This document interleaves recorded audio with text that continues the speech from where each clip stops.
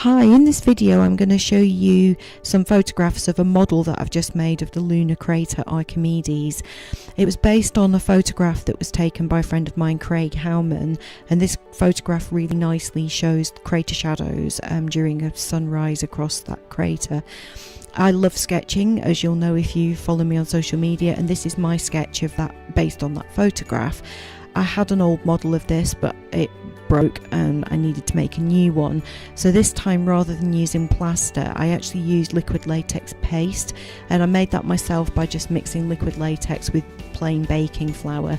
Once I had the right texture, I just used an oiled acetate sheet and I just hand molded it, trying to kind of figure out what the height of the walls were based on the shadows that I saw.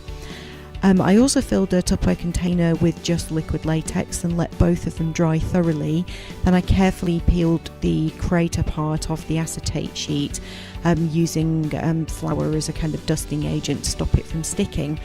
I then used more liquid latex to bond that to the base, so it's now safely stored in that Tupperware container and it will stop it from getting damaged in transit. I wanted it to be white, so I've used a matte white spray paint in order to kind of give it a uniform colour, and I did that from both sides of it so there were no patches. And it was a sunny afternoon, so once it had dried, I took it outside and just moved it around at different angles in the sun to demonstrate how you would show crater shadows with different sun angles. Obviously, when I'm doing outreach, I'm probably going to have to use a torch for this, but it was really nice to actually photograph this under real sunlight.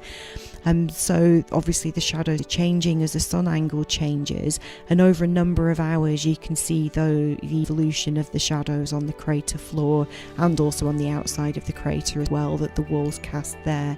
So these photographs were showing some sunrises and sunsets over the crater, and as the sun angle gets higher, obviously the crater shadows then get shorter, and when you have a really high sun angle, then you just don't get any features visible on the crater at all. Sometimes all you can see is a white ring with no actual morphology visible. I also made a short video of this, just demonstrating a very sped up sunrise and sunset over that crater. So that's going to come up in a moment.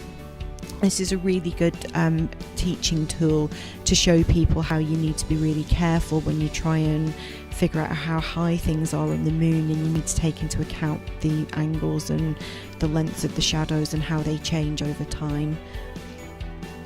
I'm really sorry that I didn't film myself making this model from scratch, because I think it would have been a really fun thing to do, but I've made it now, so hopefully this has been informative enough that you could have a go yourself.